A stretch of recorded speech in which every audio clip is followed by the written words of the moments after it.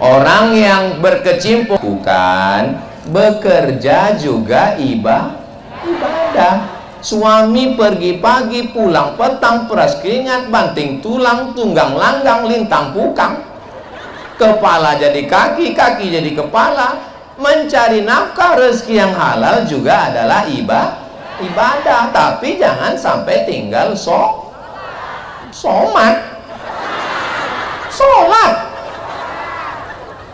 Jangan sampai dia pergi dagang, tanam sawit, ngurus kebun, cari ikan, pas ditanya, kamu sudah sholat? Yang saya sudah ibadah. Tetap sholat. Berangkat dari rumah, ibu siapkan kain sarung, siapkan mukena pula, siapkan baju koko, lepas dia dengan nama Allah. Sayang, jangan lupa sholat ya, jangan sampai kamu dilarikan pelakor sundel bolong. Kamu harus ingat Allah dan ingat aku. Kalau kau macam-macam, kau jangan sampai aku nggak sudi di madu kalau kau nggak mau diracun. Mudah-mudahan bapaknya baik, ibunya solihah, insya Allah.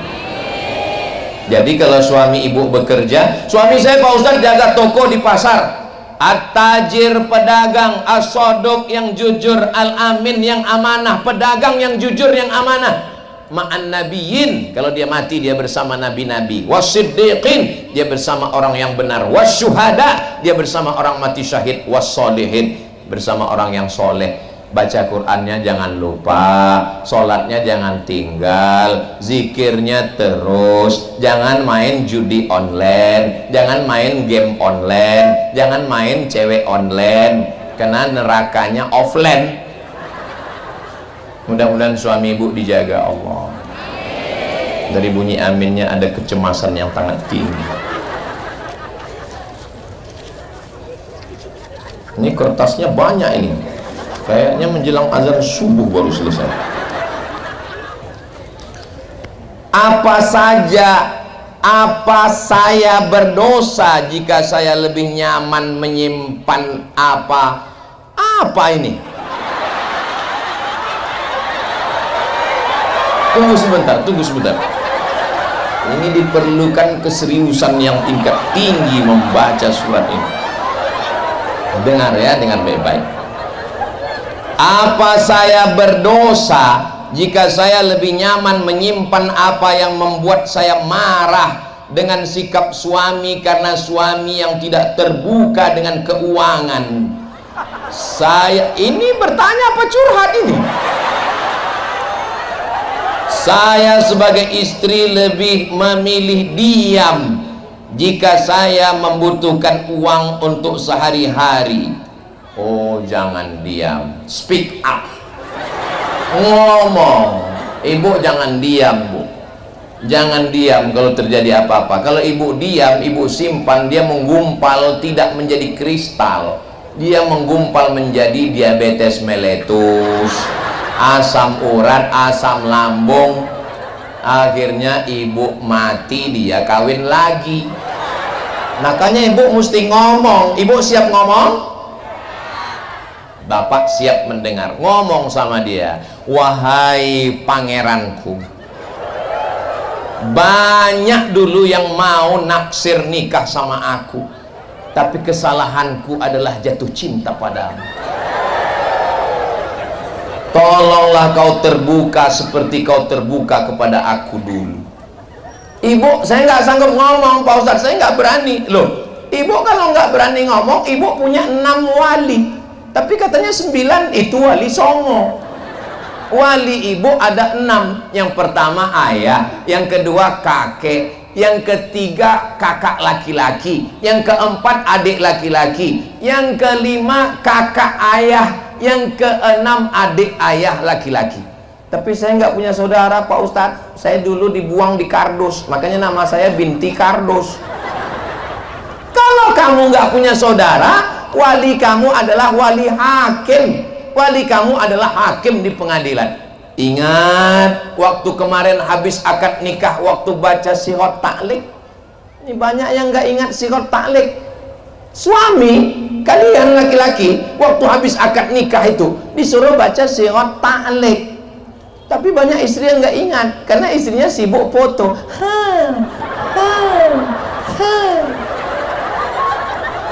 Makanya jangan cuman cengengesan, duduk dengar waktu Pak Kuas suruh baca surat ta'liq. Jika suami saya meninggalkan saya 6 bulan lamanya, tidak memberikan nafkah zahir dan batin, atau menyakiti fisik saya, atau menyakiti batin saya, maka saya bisa melapor ke pengadilan agama dan hakim menjatuhkan talak 1 dengan saya membayar iwat 10.000, maka jatuhlah talak 1 kepadanya. Laki-laki, hati-hati kalian, jangan macam-macam. Betul, Bu? Saya hari ini jadi juru bicara perempuan yang teraniaya ini. Perempuan punya 5 hak yang mesti ditunaikan laki-laki. Yang pertama, kasih makan. Sudah makan? Belum. Yang kedua, kasih pakaian. Sekarang banyak perempuan nggak dikasih pakaian, tingginya 160, dikasih kain 30. Resleting belum digancing. Yang ketiga, kasih tempat tinggal sesuai kemampuan. Yang keempat, kasih pendidikan. Pendidikan istri ditanggung oleh suami. Yang kelima, kasih perhatian. Suami ASN, istri ASN, sama-sama pegawai, gajinya sama. Suami 5 juta, istri 5 juta. Apa beda gaji suami sama gaji istri? Di dalam gaji suami ada 5 kewajiban: makan, pakaian, tempat tinggal, pendidikan, perhatian. Di dalam gaji istri bulat, nggak ada apa-apa, bulat untuk istri. Hebat, tapi jangan senang dulu. Istri mesti patuh sama suami.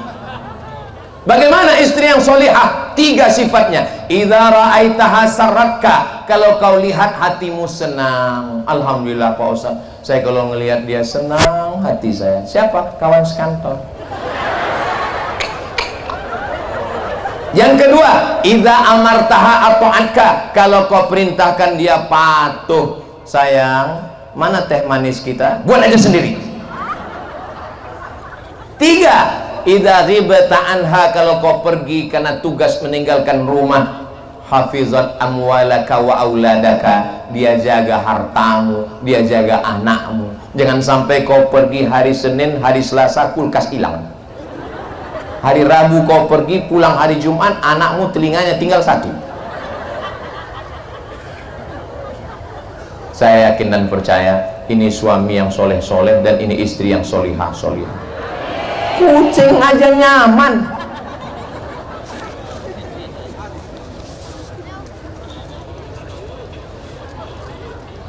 Saya mahasiswi, ketahuan dari tulisannya. Alhamdulillah lulusan pesantren. Di zaman sekarang banyak perempuan muslimah yang ingin tampil baik di hadapan manusia. Nggak ada titiknya ini, tapi lupa menjaga pandangan Allah. Pertanyaan saya, bagaimana cara agar hati tetap istiqomah dan merasa cukup dengan ridhonya? Tolong berikan motivasinya Pak Ustadz. Tentukan niatmu, setelah itu Allah akan menolong. Kau mau jadi apa? Kita hidup ini pakai kacamata kuda. Jangan pentingkan komentar orang. Betul kata Allah, betul kata Rasulullah, sir ala barakatillah, bismillahirrahmanirrahim, la haula wala quwata illa billah. Kalau kita dengarkan omongan orang gak jadi-jadi, kurus kita macam saya, di komen orang, kayaknya Ustaz Somad ini menderita kali. Gemuk kita, di komen orang, kayaknya Ustaz Somad ini banyak kali penyakitnya. Yang penting kita sehat, bisa beribadah. Dulu waktu saya mau ke Mesir, apa kata orang? Somad mau ke Mesir, gak akan berangkat ke Mesir, bukan mudah ke Mesir. Akhirnya saya lulus pelatihan di Jakarta. Apa kata orang? Somad di mana sekarang? Di Jakarta. Itu kan malu di kampung, akhirnya lari ke Jakarta. Setelah 2 bulan pelatihan saya berangkat ke Jakarta. Apa kata orang? Di mana Somad sekarang? Di Jakarta. Memang ke Al-Azhar itu masuknya senang, belum tentu selesai. 3 bulan, 3 tahun, 10 bulan selesai, pulang saya. Apa kata orang? Itu kan cepat kan, berarti dia nggak taman. Saya tunjukkan ijazah saya, dia pun nggak bisa baca. Somad gimana sekarang? Dia sekarang sudah doktor. Memang dia udah doktor, tapi kayaknya bau-bau Wahabi dia. Ridhon nas syai'un la yudrak. Keinginan manusia sesuatu yang tidak pernah kita bisa penuhi. Maka yang penting benar kata Allah, benar kata Rasulullah, benar kata ulama, benar kata adat istiadat yang baik. Insya Allah kita juga baik di hadapan Allah. Anjing menggonggong, kafilah Hidup ini sebetulnya nggak berat. Yang berat itu komen netizen. Betul, Bu? Wah, banyak yang kena komen ini. Saya merasa lingkungan kampus terlalu bebas, yang berbeda jauh dengan lingkungan pesantren. Adapun pertanyaan saya, bagaimana cara menguatkan iman di era yang menghalalkan pacaran ini, dan kalau bisa Ustadz memberikan motivasi. Say no to bonceng. Katakan tidak pada bonceng. Kalau datang laki-laki mengajakmu, hai sayang, dia adalah bukan bapakmu, bukan kakakmu, bukan adikmu, bukan saudaramu. Kalau dia memanggilmu dengan sayang, ngajak jalan, yakinlah bahwa dia adalah buaya darat. Selesaikan kuliahmu. Ustaz Somad ngomong begitu. Ustaz dulu kan pernah muda, Ustaz dulu kan kuliah juga. Saya kuliah di Mesir dari 98 sampai 2002, 4 tahun di Mesir, nggak pernah pacaran. Kenapa? Nggak dapat.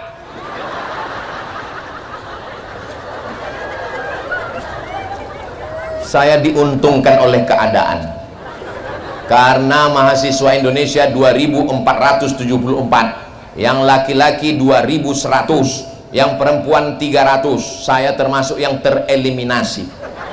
Saya serius belajar 3 tahun 10 bulan selesai. Habis itu saya masuk S2, belajar 1 tahun 11 bulan selesai. Habis itu saya S3, belajar 2 tahun kurang 4 bulan saya datang mau sidang, gak cukup, pulang 4 bulan di rumah, datang lagi 2 tahun baru selesai, akhirnya doktor. Setelah itu barulah saya ini udah tua, kurus, hitam, jelek, pesek.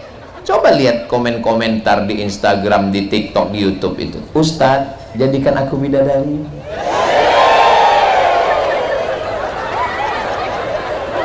Apa maksud saya? Maksud saya kalian gak usah pikir pacaran, yang penting kalian belajar aja, serius aja, maka insya Allah kalau jodoh takkan kemana. Tapi ingat, saingan di mana-mana. Kita doakan adik-adik kita dapat jodoh yang baik-baik. Yang perempuan jangan mau pacaran. Tadi waktu saya buka botol minuman, itu ada di atasnya plastik, disobek dulu. Apa yang tertulis di situ? Do not accept if cell is broken. Do not accept if cell is broken. Jangan terima botol kalau segelnya rusak. Paham? Nggak perlu saya jelaskan lagi. Jaga kehormatan. Saya tidak melihat kalian sebagai objek. Kalian adalah adik saya, kalian adalah keponakan saya. Saya bukan jahat, saya cuma mau kalian duduk di atas pelaminan dengan air mata kebahagiaan, bukan dengan penyesalan dan kemarahan. Orang tua kalian menikahkan kalian dengan bangga. Aku nikahkan engkau dengan buah hatiku, aku nikahkan engkau dengan pelipur laraku. Jangan sampai orang tua kalian menikahkan kalian dengan genggaman tangan dan gigi yang rapat. Kunikahkan kau dengan Kenapa? Karena pernikahannya MBA, married by accident. Ya Allah, jaga anak-anak gadis kami ya Allah. Ada lagi? Mohon penjelasan Ustadz mengenai riba. Karena saya pernah mendengar bahwa ada yang mengatakan riba itu tidak boleh, dan ada yang mengatakan riba itu boleh asal tergantung akadnya. Saya minjam uang 1 juta, saya bayar 1.100.000, 1.100.000, yang 100 itu riba. Tapi kalau dalam syariah, bank syariah namanya mudharabah, bagi hasil. Saya pinjam 1 juta ya Pak, ya nanti saya mau ternak lele. Ya, habis ternak lele untung ternyata jadi 2 juta. Saya balikkan modalnya 1 juta, yang 1 juta lagi tergantung MOU, Memorandum of Understanding between me and you.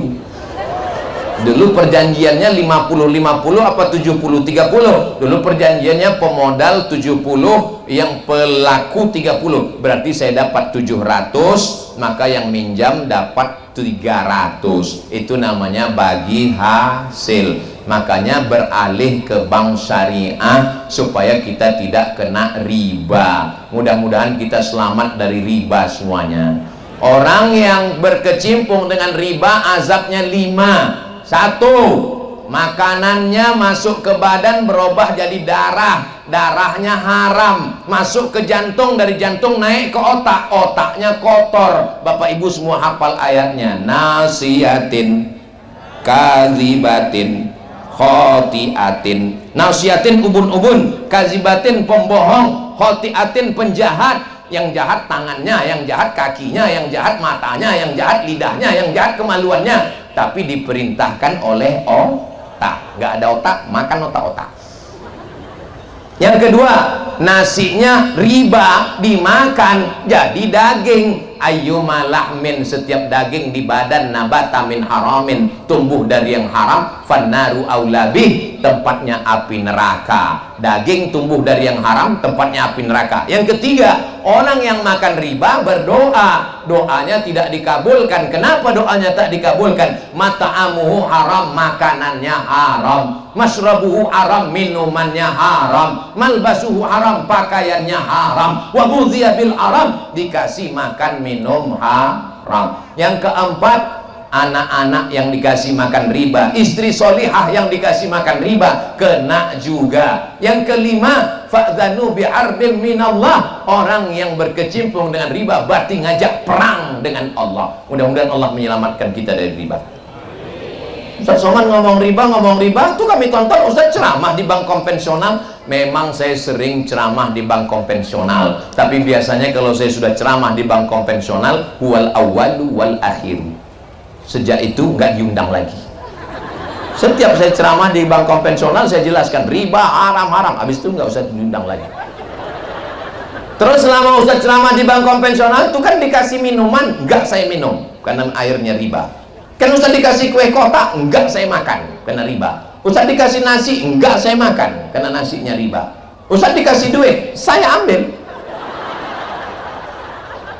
tapi saya serahkan ke lembaga masolih ammah. Karena duit riba nggak boleh dibuang, nggak boleh dibakar, diserahkan ke kepentingan umum. Kepentingan umum itu contohnya apa? Buat WC, buat toilet, sumur bor, itu boleh. Makanya siapa yang punya dapat banyak duit riba, serahkan ke pondok pesantren, bangun kelas, bangun WC, bangun toilet, bangun jalan, kasihkan. Tapi kalau bapak ibu bawa duit riba, bawa aja, kasih langsung, nggak perlu ngomong. Nggak perlu ngomong, mohon maaf Bib, ini ada beberapa duit haram ini yang mau saya serah. Nggak usah, kasih aja langsung. Mohon maaf Pak Ustadz, ini ada beberapa duit ini agak haram, ini haram sekali, ini abu-abu. Nggak usah, kasih aja semua. Itulah pertanyaan yang sudah terjawab. Jangan kemana-mana, kita ikuti lelang. Habis lelang kita doa bersama. Mudah-mudahan Allah memperkenankan semua niat baik kita insya Allah. Terima kasih. Wassalamualaikum warahmatullahi wabarakatuh. Menangkap puyuh di Bukit Selasi. Thank you dan terima kasih.